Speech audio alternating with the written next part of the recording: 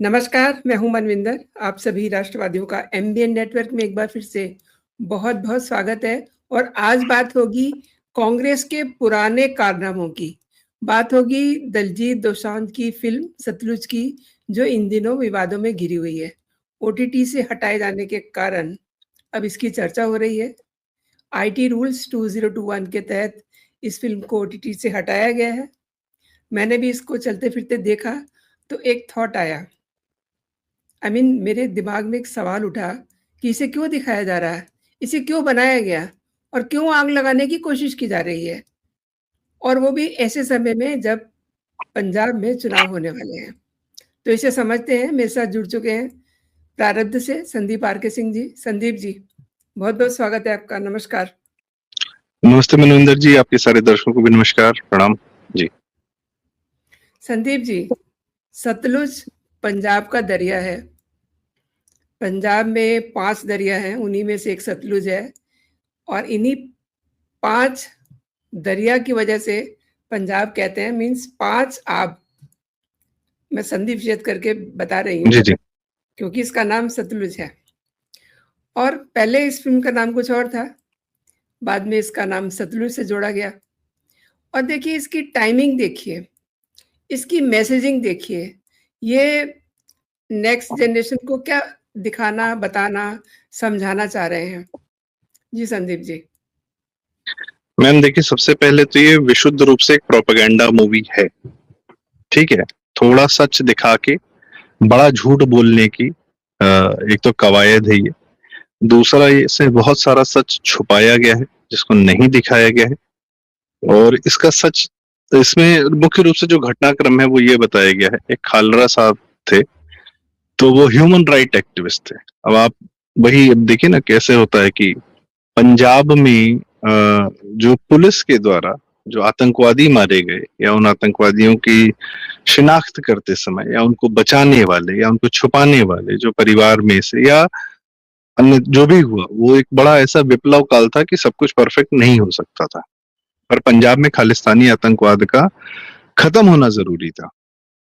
और तो ये खालरा साहब उठे और इन्होंने कहा कि चलो खालिस्तान तो तुमने खत्म कर दिया है, पंजाब पुलिस से फिर ह्यूमन राइट्स के नाम पर पंजाब पुलिस के लोगों को, जो लोग इन्वॉल्व थे केपीएस गिल जी के अंडर में, पंजाब को मुक्त कराने में खालिस्तानी आतंकवाद के साथ में, तो इन्होंने फिर कानूनी प्रक्रिया अपनाई, बंदूक छोड़ी और ये जो इंटरनेशनल फिर इनको एनजीओ और ये फिर बाहर भी जाने लगे, जो हम भी देखते हैं किस प्रकार से ह्यूमन राइट्स का नाम लेकर कैसे खेल खेला जाता है। तो ये अच्छी बात यह है कि आज इस फिल्म की ये सच्चाई के दूसरे पहलू को पर भी ज्यादा बात हो रही है कंपैरेटिव टू कि ये जो क्या कह रहे हैं। तो खल्ला साहब ह्यूमन राइट्स के नाम पर पंजाब पुलिस को उन्होंने बहुत ज्यादा और मतलब प्रो खालिस्तान मूवी है ये। इसका पहले नाम था पंजाब 95। 3 साल से रिलीज होने के लिए तैयार बैठी हुई थी। Central board of film certification ने उसको जो है कट्स लगाने के लिए कहा था, कम से कम 127 कट्स, तो नहीं लगाए इन्होंने। और अचानक से Z5 पर 2 रिलीज हुई, जैसे ही सरकार के नोटिस में आया, या वामपंथी लोगों ने, लिबरल लेफ्टिस्टों ने इसको उठा के प्रमोट करना शुरू किया। आपने भी कहा कि आपने थोड़ी देर के लिए देखा इसको, वहां से फिर और कनाडा वनाडा में हर जगह पे आराम से चल रही है, वहां के ओटीटीज पर चल रही है। तो वही है, खालिस्तानी फ्लेयर अप करना है। पंजाब का चुनाव आने वाला है, तो उसमें खालिस्तानी सेंटिमेंट को कि सरकार ने बहुत बुरा किया। किसने बुरा किया था? कांग्रेस ने बुरा किया था ना। कांग्रेस को तो तुमने अपने सर पे बिठा रखा है वहां पे। तो राहुल गांधी जो जाता है, तो राहुल गांधी को लात मारो ना। उसकी दादी, उसके बाप ने आपके साथ बुरा किया, तो नहीं, नैरेटिव बदलिए कि भारत सरकार ने बुरा किया। अरे भारत में अलग अलग किस्म की सरकारें आई हैं, अलग अलग विचारधाराओं की सरकारें आई हैं। किसी ने, संजय गांधी ने खुद अपने, संजय गांधी और ज्ञानी जैल सिंह जो कि कांग्रेस के मुख्यमंत्री थे, और आपका संजय गांधी तो खैर कांग्रेस के युवराज ही थे, राजा ही थे, तो उन्हीं लोगों ने तो भिंडरावाले को मतलब पूरा बताया जाता है कि जीवीएस सिद्धू साहब की किताब है खालिस्तान कॉन्स्पिरेसी, फिर मार्क टेली की किताब है अमृतसर, सब पूरा डिटेल्ड है कि इन लोगों ने अपने हाथ से उसको जो है उठाकर अकाली, जो प्रकाश सिंह बादल जी हैं, पंथिक वोटों के लिए इन्होंने भिंडरावाले को पैदा किया। बाद में वो भस्मासुर हो गया, तो फिर इन्हीं पर चढ़ बैठा। तो अच्छा, फिल्म बनाने वाले कौन है, बड़ा इंटरेस्टिंग है। बनाने वाले का नाम है हनी त्रेहन। हनी त्रेहन क्या की जो फिल्मोग्राफी है वह पहले, इससे पहले रात अकेली है और रात अकेली है 2 नेटफ्लिक्स के लिए बना चुके हैं। ठीक है भाई, तो रात अकेली है में भी वही कहानी कि कहीं एक बूढ़ा हिंदू था, उसने कोई एक छोटी लड़की को, मतलब जो भी है, तो ये जो मुसलमानों के घरों में होता है उसको हिंदुओं पर थोपने का। इंटरेस्टिंग बात क्या है, इनके मैंने बहुत पहले वीडियोस देखे थे, सडनली मुझे विभानी तिरन का नाम याद आया। ये विशाल भारद्वाज के कास्टिंग डायरेक्टर है। विशाल भारद्वाज वही जो हैदर में, जिन्होंने हैदर बनाई, और हम जानते हैं कि किस प्रकार से उनका केजरीवाल से क्या समर्थन रहा है, आम आदमी पार्टी से, या क्योंकि आम आदमी पार्टी जब 2020 में जीती थी तो विशाल भारद्वाज ने अपनी ही फिल्म मकबूल का एक डायलॉग मारा था कि जी करता है आज अपना ही गोश्त बिरयानी में पका कर खाएं। मतलब ये उनका था कि आज केजरीवाल जीता है। खैर, विशाल भारद्वाज कितने बड़े वामपंथी हैं वो हम सबको पता है, और क्या फिल्में बनाई हैं। हैदर तो खैर वो रही ही है एक अलग, मतलब एंटी इंडिया, एंटी आर्मी पर जो फिल्म बनाई उन्होंने। हनी त्रेहन कास्टिंग डायरेक्टर थे। एक बड़ी मस्त बात आती है हैदर के साथ में कि हैदर फिल्म में एक एक्टर ने रोल प्ले किया था, वो कश्मीर से उठाया गया था, तो उसको हनी त्रेहन ने ही ऑफ कोर्स अवेलेबल कराया होगा। वो बाद में एक्चुअल आतंकवादी निकला और फिर आर्मी की गोलियों से मारा गया।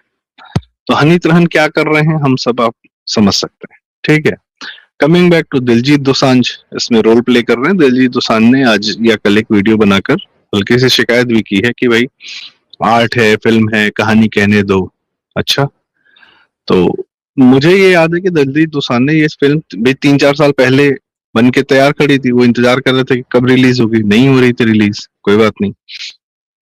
तो बीच में प्रधानमंत्री मोदी जी से मिलने आए। 2020 में तो वो जो खालिस्तानी आंदोलन चल रहा था किसान आंदोलन के नाम पे, उसके समर्थन में भी ये अपनी बातें कह रहे थे। भाई सेलिब्रिटी हैं, और पंजाबी फिल्मों में और पंजाबी म्यूजिक रिकॉर्ड्स का जो पूरा मार्केट है वो सिर्फ पंजाब में नहीं है, उसका मेन मार्केट है यूके, यूरोप और आपका कनाडा और यूएस में। वहां होते हैं इनके बड़े बड़े शोज एक्चुअली, तो वहां से बड़े बनते हैं। तो बड़ा बनाता कौन है भाई? आपको इतने बड़े बड़े स्टेडियम्स कौन अवेलेबल कराता है? एज अ स्टार आपको स्टार बनाता कौन है? कोई भैया, टैलेंटेड लोग बहुत भरे पड़े हैं। ठीक है, पीछे स्पीड रिकॉर्ड्स कंपनी, जो इनकी स्पीड रिकॉर्ड्स नाम है उसका, तो उस पर भी खालिस्तानियों के लिए पैसा अरेंज करने का और फंडिंग करने का वो लगा है। और पंजाबी फिल्म म्यूजिक की सबसे बड़ी मालिक जो है वो स्पीड रिकॉर्ड्स कंपनी है। और आप आर्ट में तो कुछ भी दाम है, कुछ है, इधर से उधर आदमी जा रहे हैं, लोग जा रहे हैं, दुनिया भर में आप कुछ भी कर रहे हो, तो you have a lot of access in the world. Coming back to Daljit Dosanjh ने बड़ी शिकायत दर्ज की। तो दलजीत दोसांझ जी ने पिछले साल शायद प्रधानमंत्री से मिले थे, 1 साल हो गया इनको शायद कुछ मिले हुए। जी जी। उसके बाद से इन्होंने ये क्या कहा कि खालिस्तानियों को अपने शो से बाहर करना शुरू किया कि भाई आप जो है हमारे शोज में बताइए, या खालिस्तानी झंडे देख रहे हैं तो भाई ये तो आर्ट है, आर्ट में पॉलिटिक्स का क्या काम। अभी कुछ दिन पहले भी एक वीडियो डाला कि वो जंतर मंतर पे आंदोलन और रवली में आंदोलन से मुझे क्या लेना देना वगैरह वगैरह। लेकिन कल इन्होंने कहा कि सतलज जो है रिलीज कर देते, एक कहानी है, एक फिल्म रिलीज हो जाएगी और उसके बदले में अगर 5-6 लोग मर जाएंगे तो तुमको अच्छा लगेगा? 5-6 लोग कह रहे हैं? अरे मैं कह रहा हूँ मिनिमम माइंडसेट चेंज करने की तैयारी है इनकी। हाँ, मैं कह रहा हूँ कोई भी आग लगेगी, और इस समय बैठा कौन है? केजरीवाल और भगवंत मान बैठे, वो तो चाहते ही हैं कि इस प्रकार की आग लगे। खालिस्तानी एक आदमी को, खालिस्तानी सिंपैथाइजर को उसने पंजाब विधानसभा का स्पीकर बना रखा है केजरीवाल ने। खुद खालिस्तानियों के जाके रुकता था। कुमार विश्वास ने बताया, पब्लिक डोमेन में है ये, इसकी फंडिंग हो चुकी। पन्नू ने बोला था कि पता नहीं कितने करोड़ मिलियन की इसकी फंडिंग कर चुके हैं लोग केजरीवाल की। और प्रो खालिस्तान नारे, पूरे रंग वही, और पीला, मतलब खालिस्तान का रंग ही ओढ़ लिया इसने। और ये भगवंत मान जैसे, और क्या कर रहा है भाई? जैसी बेअदबी दुनिया भर की इन लोगों ने की है, खालिस्तानियों ने गुरुद्वारों में जाकर कब्जा करके फिर वहां अंदर जो गंद मचाई है, वही तो ये भगवंत मान और वही सब भी कर रहे हैं। तो ये एक बड़ा अजीबोगरीब गेम है। मतलब ये एक देश को बर्बाद करने की, या भारत में आग लगानी। कश्मीर में लगा नहीं पा रहे, कश्मीर में शांति है, डेवलपमेंट हो रहा है। इस समय सारा का सारा विकास कहाँ रुका हुआ है? इस समय सारा का सारा विकास रुका हुआ है पंजाब में, और बंगाल के बाद पंजाब एक आखिरी डोमेन बचा हुआ है। भाई भारत के दो सबसे बढ़िया जमीनें दो, सबसे बड़ी सभ्यताएं बंगाल, सबसे बड़ी तो नहीं, मतलब भाई सारी सभ्यताएं इंपॉर्टेंट, सभी बड़े, गुजराती मराठी, कोई बड़ा छोटा नहीं होता, हम सब है क्या, ये सारी सभ्यताएं जो ये है ना, हम और ये साडा पंजाब और जी 80 ते पंजाबी हैं, और ये जो कल्चर है ना, हम अमार सुनार बांग्ला, भाई साहब ये सारा कल्चर सिर्फ और सिर्फ हिंदुत्व के अंदर, हिंदू वे ऑफ लाइफ के अंदर और भारत की ज्योग्राफी के अंदर ही पलता है। नहीं तो बाकी जगह पर आपस में लड़ते मरते रहते हैं, और नहीं तो इस्लाम और क्रिश्चियनिटी ने किसी के कल्चर को खा जाने में कोई कसर छोड़ी नहीं है। तो ये हिंदू ही है जहां पर आपकी सभ्यताएं पलती हैं। अब आप कहेंगे नहीं नहीं हम तो हिंदू नहीं, हम तो अलग हैं, हम तो कुछ अलग हैं, तो भाई फिर आपकी जब डोर टूटेगी ना, तो या तो इस्लाम कैप्चर करेगा या क्रिश्चियनिटी कैप्चर करेगी आपको। आधा पंजाब तो छोड़ा है उधर, यहाँ पे इस्लाम बैठा हुआ है पाकिस्तान के नाम पे, और अभी बाकी पंजाब में क्रिश्चियन कन्वर्जन कितनी तेजी से हो रहा है, सिर्फ इस एक ही चक्कर में हम हिंदू नहीं है, हमको हिंदू से अलग होना है। अरे कितना अलग हो जाओगे, क्या बुर्का ओढ़ लोगे? कर तो यही रहे हो, सिख स्वरूप में क्रॉस लटका के घूम रहे हो, क्रिश्चियन हो गए हो। मतलब बाकी गले तो में क्रॉस है, गले में क्रॉस है, सिर पे पगड़ी है, मुझे तो समझ बेवकूफ नहीं बनाने वाले आता वो तो क्रिश्चियन ये नहीं कहाँ नहीं जा रहे हैं ये लोग। ये जा नहीं कहीं नहीं रहे हैं, ये गर्त में जा रहे हैं, ये ब्लैक होल में जा रहे हैं, और इनको बस 2-4 वीजा मिल जाता है, कनाडा भी जाते हैं। इनको देखिए, जो अपनी जमीन को छोड़ देता है ना, फिर उसका कहीं कोई ठिकाना नहीं है। जिस पतंग की डोर टूट गई, वो पतंग सड़क पे या तो लूटी जाती है, फाड़ी जाती है। और ये पंजाब के कल्चर के साथ और पंजाब के साथ यही हो रहा है, और ये लोग खुद कर रहे हैं। अपनी जमीन पर टिकने के अलावा इनको हर आदमी समझ में आ जाता है। लोग कह रहे हैं कि इस फिल्म में दिखाया कि एपीएस गिल को विलेन के रूप में दिखाया, कि वो उन्होंने आतंकवादियों के परिवारों को मारा और उसके बच्चों को उठा लिया, ये कर दिया वो कर दिया। तो आतंकवादी पुलिस के परिवारों को क्यों मार रहे थे? पुलिस वाले गोली खाने के लिए बैठे हुए हैं। पुलिस वाले इसलिए तनख्वाह पाते हैं कि वो भी बेचारे 303 राइफल से लड़ते थे, और आतंकवादी AK-47 चला रहे थे इनके परिवारों पर। जी मनविंदर जी। अच्छा, मैंने अभी ट्वीट देखा, all India anti terrorist front के जो चेयरमैन है मनजिंदर बिट्टा जो हैं, उनकी बात मुझे कुछ जमी। उन्होंने कहा कि इस पिक्चर में ये क्यों नहीं दिखाया गया कि नाम पूछ करके बसों से उतार के हिंदुओं को मारा जाता था, ये क्यों नहीं दिखाया? सिखों को कहते आपको थे वही एक बात है तरफ, ना, सिखों को कह रहे थे एक तरफ खड़े हो जाइए, और जो हिंदू हैं उनको मार देते थे। तो ये तो पिक्चर में नहीं दिखाया, ये उसी समय हो रहा था। एक बात और थी, मैंने कल अभी गुरप्रीत सिंह संधू जी के साथ एक वीडियो किया। उन्होंने कहा कि जब बसों से लोगों को उतारा जाता था, तो भिंडरावाले जी से भी किसी ने कहा, भिंडरावाले से भी, कि भाई आपके जो ये हरकतें हैं, आप हिंदुओं को मार रहे हैं, भारत में तो और सिख भी रहते हैं ना हिंदू इलाकों में, अगर वहां रिएक्शन आ गया तो क्या होगा? 84 से पहले की बात है। तो उसने कहा कि हमसे क्या मतलब, हमें तो सिर्फ पंजाब के अंदर से लोगों से मतलब है, बाहर सिख हैं अपना देखेंगे अपना जानेंगे। उसको सिखों से कोई मतलब नहीं था। उसको देखिए, सत्ता पाने वाले को मतलब इस प्रकार की हिंसात्मक सत्ता, कम्युनिस्टों को आप इस, अच्छा पंजाब तो कम्युनिस्टों का गढ़ रहा है, लोग भूल जाते हैं कम्युनिस्टों का गढ़ बंगाल ही नहीं पंजाब भी रहा है। तो ये लोग ये इस तरीके से देखते नहीं है कि वो क्या। जब जी मैम, भिंडरावाले का जिक्र होता है ना, तो मुझे पता नहीं क्यों मेरा दिमाग खराब हो जाता है। ये बंदा जो ये है, फिल्म उसी को वो तो बना रही है ना, कांग्रेस हीरो बनाने का ने प्रयास तो कर। कांग्रेस ने ही तो इसको खड़ा किया। ज्ञानी जैल ने अपने अपने बैंक अकाउंट से पेमेंट करके होटल्स में, जिन होटल्स में प्रेस कॉन्फ्रेंस होती थी भिंडरावाले की, उन होटल्स की पेमेंट ज्ञानी जैल सिंह के अपने बैंक अकाउंट से होती थी। और ज्ञानी जैल सिंह भी प्रेसिडेंट, मुख्यमंत्री थे पंजाब के, बाद में इंदिरा गांधी ने प्रेसिडेंट भी बनाया उनको। और ज्ञानी जैल सिंह का क्या स्टेटमेंट था कि इंदिरा गांधी कहेंगी तो झाड़ू भी लगाऊंगा। ये ज्ञानी जैल सिंह का स्टेटमेंट था। और मरे पता है कैसे? राष्ट्रपति के पद से हट गए, पूर्व राष्ट्रपति हो गए। अब आप सोचेंगे यार, बताओ, राष्ट्रपति की हत्या हो गई, हत्या हुई थी ज्ञानी जैल सिंह की, कौन कर रहा था? कुछ राज थे, खोलने जा रहे थे, गाड़ी चल रही थी, ट्रक आके मार दिया। अभी सुना आपने कि पूर्व राष्ट्रपति जो है सड़क चलती दुर्घटना में मार दिया गया? इतने बड़े, और कोई जैसे लाल बहादुर शास्त्री जी चले गए, राजेश पायलट, बहुत सारे कांग्रेसी लोग चले गए, बहुत बड़े बड़े राज लेकर, जो भी परिवार के अगेंस्ट में जा सकता था, परिवार के राज खोल सकता था, कितने लोग निपटा दिए गए। रिसेंटली जगनमोहन रेड्डी के पापा YSR रेड्डी भी हेलीकॉप्टर दुर्घटना में चले गए। तो भैया इन लोगों ने कितने बड़े कुकर्म किए हैं। संजय गांधी की खुद हत्या, यहाँ तक कि इंदिरा गांधी की भी जो हत्या है उसके भी जांच बहुत प्रॉपरली नहीं हुई है कि किसने कराई और कैसे कराई। सामने जो दो लोग थे वो फिर एक कहानी बता दी कि पूरा मीडिया तो इनकी जेब में था, तो इन्होंने पूरी तरीके से कंट्रोल कर लिया। एक्चुअल नैरेटिव क्या है वो किसी को नहीं पता। ये बताते हैं 84 में जो अत्याचार हुआ सिखों पर दिल्ली में इंदिरा गांधी के हत्या के बाद, आप देखिए उसमें एक बड़ा और ये 84 की बात करके ही 95 का ये खेल खेलते हैं। ये खल्ला जो वाला जो कहानी चल रही ह्यूमन राइट एक्टिविस्ट वाली कि हम पे बड़ा अत्याचार हुआ इसलिए हमने पंजाब को आतंकवाद में डाल दिया, और इंदिरा गांधी ने ऑपरेशन ब्लू स्टार करके पंजाब को और बुरी तरीके से आतंकवाद की गोद में डाल दिया। आज भी, अभी आज की राजनीति की बात बताता हूँ कि आज भी कांग्रेस कैसे पंजाब को भेज रही है खालिस्तानियों की गोद में। अभी उस पर आता हूं मैं। 84 की ये बड़ी कहानी बताते हैं, ठीक है, बहुत बड़ा अत्याचार हुआ, लेकिन बताते क्या है, हिंदू वर्सेस सिख बताया इन्होंने, ठीक है। हत्याएं किसने की? कांग्रेसियों ने की, ठीक है। कांग्रेस का सबसे बड़ा सपोर्टर कौन था 84 तक? मुसलमान वोट बैंक था, मुस्लिम थे। एक घटना आती है कि अरे सिखों के गले में टायर डाल के जला दिया गया।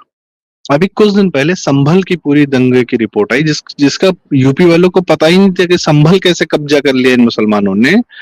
तो संभल में भी हिंदुओं को गले में टायर डाल के किसने जलाया, आप समझ सकते हैं।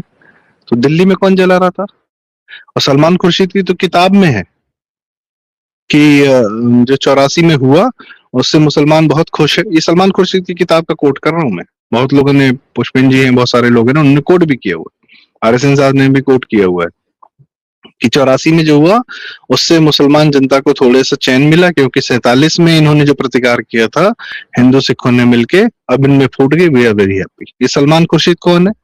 ये वही है जिसने कहा था कि सोनिया गांधी रो रही थी, क्या नाम था उसका, बाटला हाउस, उनका जो एनकाउंटर हुआ था, और इसको कानून मंत्री बनाया, इसको विदेश मंत्री बनाया, और ये पता नहीं कि कौन से बड़े नेता का पोता है, बेटा है, क्या है। और आज कैसे कांग्रेसी भेज रहे हैं खालिस्तान की गोद में? किसको दिया है कि पंजाब इन्होंने? कौन रूल करता है? केजरीवाल रूल करता है ना। केजरीवाल की पहली सरकार किसने बनवाई? कांग्रेस ने, सपोर्ट करके। किसकी कीमत पर? अपनी कीमत पर। कांग्रेस को उसके बाद से दिल्ली में एक सीट नहीं मिली। आप, और उससे राहुल गांधी, प्रियंका गांधी को कभी फर्क हुआ? पड़ा? कुछ नहीं, क्योंकि केजरीवाल बड़ा हो रहा था। राहुल गांधी के हैंडलर, केजरीवाल के हैंडलर सब एक ही हैं। राहुल गांधी को बोलते हैं कि इसको, जहां तुम कुछ नहीं कर सकते वहां इसको बड़ा होने दो। कांग्रेस में भी कई नेता थे जो दंगे नहीं चाहते थे, जो चाहते थे बस सत्ता में आना चाहते थे, फिर करप्शन करना चाहते थे, लेकिन देश में आग नहीं लगाना चाहते थे। देश में आग कौन लगाना चाहता है? सोनिया गांधी, राहुल गांधी, केजरीवाल। तो कैप्टन अमरिंदर सिंह क्या पंजाब में आग लगाना चाहते थे? नहीं। तो कैप्टन अमरिंदर सिंह को रास्ते से किसने हटाया? राहुल गांधी ने, प्रियंका गांधी ने। सिद्धू को लाकर, सिद्धू को भी आपने दिया? नहीं दिया। चन्नी को लाए, आज चन्नी को भी आप कमजोर कर रहे हो, राजा वर्णिंग में लड़ाई लगवा रहे हो। तो ये कांग्रेस को कमजोर कर कौन रहा है? कांग्रेस के अंदर ही लोग कमजोर कर रहे हैं ना। और एकमात्र पार्टी है जो आम आदमी पार्टी से कायदे से लड़ सकती है पंजाब में, वो है कांग्रेस। अकाली भी चौथे नंबर पे है, भाजपा का तो कोई स्थान ही नहीं है।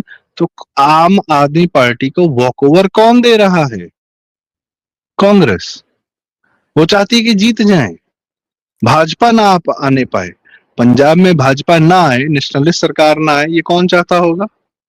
खालिस्तानी चाहता होगा, पाकिस्तानी चाहता होगा, CIA वाले चाहते होंगे। अब तो खुला है कि भाई CIA का पन्नू, जो प्रमुख वीडियो पे खालिस्तान का झंडा बुलंद करने वाला जो पन्नू है, वो कहाँ से आता है? उसको कौन पाल के रखा है? उसको तो S जयशंकर साहब ने बोल रखा है CIA एजेंट, हमको पता है, और कनाडा में बैठे हुए खालिस्तानी। तो पॉइंट इज कि ये भारत भी कम से कम एक प्रदेश है। आप अगर देश की राजनीतिक पार्टी हैं, आप वहां पे ऑपोजिशन में, अभी पश्चिम बंगाल में ऑपोजिशन में भाजपा थी, उसने चुनाव लड़ा, जीत गई, आ गई, क्या कर रही है? बंगाल की सफाई कर रही है ना। पिछले 2 महीने से हमारा आप देख रहे हैं कि पुरानी गंदगी थी, उसकी सफाई हो रही है। तो जो दूसरे नंबर की पार्टी है पंजाब की, उसको सत्ता में आने का मन नहीं है, नहीं है। क्यों? क्योंकि पंजाब को ज्यादा बर्बाद, ज्यादा आग लगाने का काम केजरीवाल एंड गैंग गिरोह कर सकता है।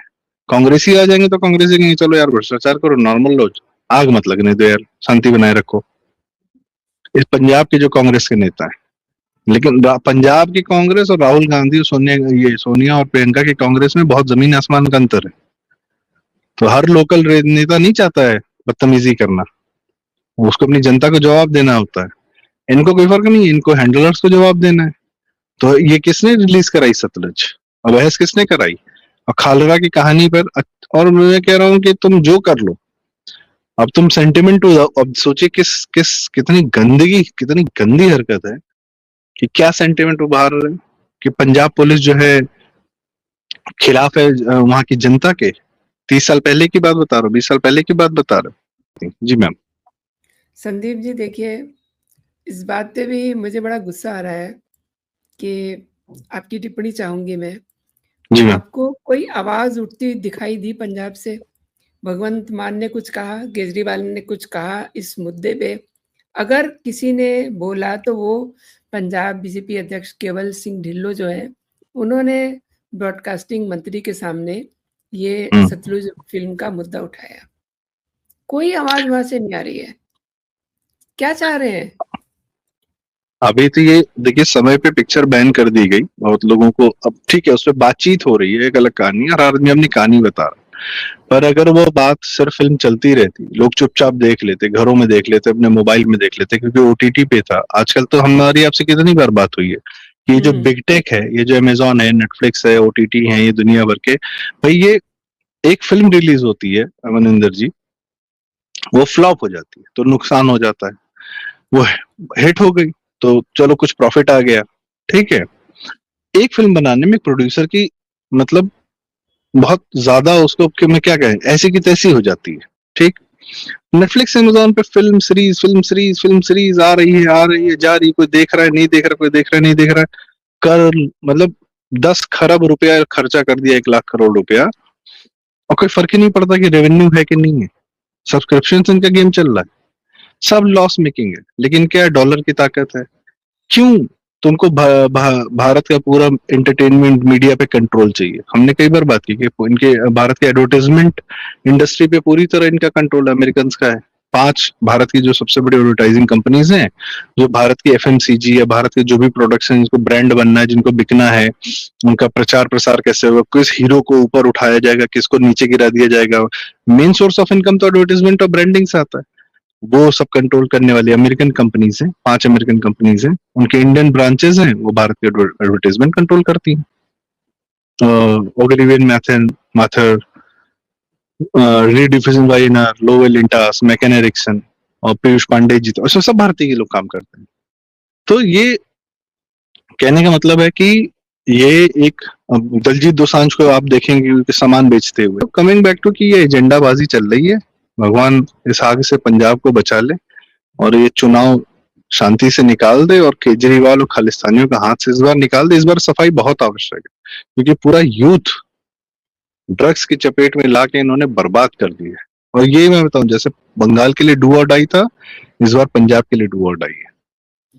बिल्कुल सही कहा आपने। और संदीप जी, आपने मेरे शो के लिए समय निकाला, मेरे लिए समय निकाला, और मेरे दर्शकों को आपने तमाम विषयों पे जानकारी दी। और दर्शकों से भी मैं ये कहना चाहूँगी कि संदीप जी प्रारब्ध पे बहुत अच्छे शो करते हैं, ज़रूर देखिए इनको, इनके चैनल को आप सब्सक्राइब कर लीजिए और इस वीडियो को आप लाइक ज़रूर कीजिएगा। अभी तक अगर आपने चैनल सब्सक्राइब नहीं किया है तो चैनल को सब्सक्राइब भी कर लीजिए। अभी के लिए इतना ही। जय हिंद, जय भारत। जय हिंद, जय भारत।